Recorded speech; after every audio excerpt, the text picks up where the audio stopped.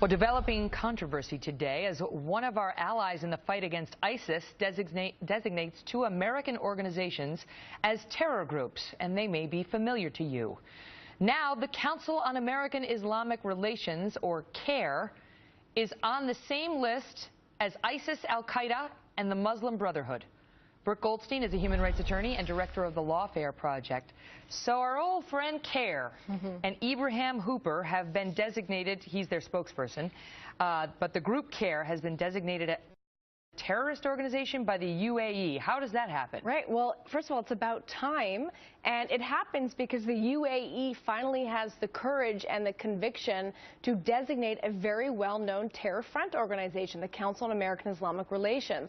And the evidence is out there. I mean, all you have to do is go and look to see the amount of board members and civil rights coordinators that are on the Council on American Islamic Relations staff that have been convicted for funding and for providing material support for designated terrorist groups like Hamas, for example. The evidence is out there, and what's controversial is why the United States allows CAIR and allows the Muslim Brotherhood, which is the mother of CAIR, to operate freely within our borders. Well, the State Department apparently says it's looking into it. It's going to seek more information about why it happened.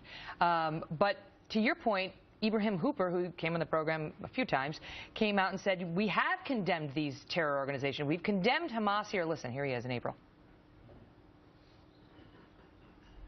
We have condemned Hamas. We've condemned every Hezbollah. We've condemned FARC. We've condemned every organization that's on the list of terrorists designated by the U.S. government. That's an outright lie. The Council on American Islamic Relations has refused over and over again to condemn Hamas and to condemn Hezbollah. In fact, Nihad Awad, who is the co-founder of CAIR, has come out and said, quote, I am a supporter of Hamas. What CAIR has condemned, in fact, is the conviction of the 1994 World Trade Center bomber. They've condemned the conviction of the blind sheikh in 1995, who was arrested and sent to jail for planning to blow up New York City trademarks. And they've also condemned calling Osama bin Laden an enemy of the United States. CAIR is a foreign-funded subversive organization. It is a political front for the Muslim Brotherhood. It is a funding front for Hamas. But they say no. They say they're basically just a Muslim civil rights organization. And whenever you do a segment about CAIR, you know how to reach me, Ibrahim. They write you some nasty notes suggesting that they're going to sue you. But here's the statement that they said in response to this. Let's put it on the board so the viewers can see. Stand by. Here it is. We are seeking clarification from the government of the United Arab Emirates about this shocking and bizarre report.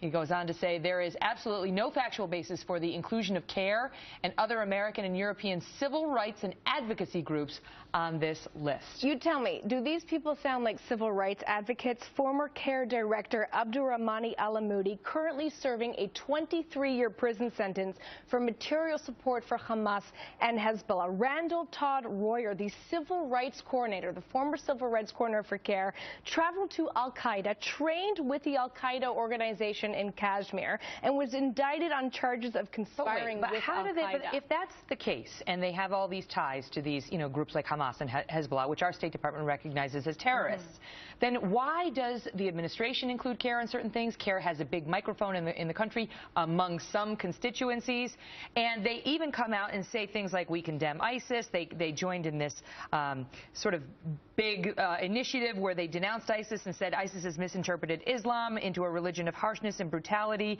and said this is a great wrong and offense to Islam and so on. In other words, on paper and in some circles, they look legit.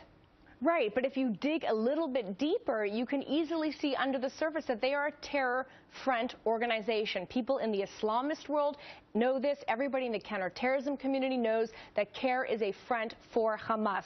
And the reason why they haven't been designated is because they have an incredible amount of influence with the Obama administration that has taken hundreds of media them while shunning real moderate Muslims like Zuhdi Jasser, for example. This is a State Department that itself Staffs Muslim Brotherhood sympathizers, for example. This is a State Department that has redacted counterterrorism training manuals because they're Islamophobic, has redacted the word Islam and jihad from counterterrorism training manuals, has fired FBI officials for being Islamophobic. This State Department does not have the courage to designate a terror front organization in the United States, and it's a shame. Well, we'll continue to watch as the State Department investigates further. Brooke, good to see you. Thanks so much. Of course, we invited CAIR to come on, but they didn't want to come on.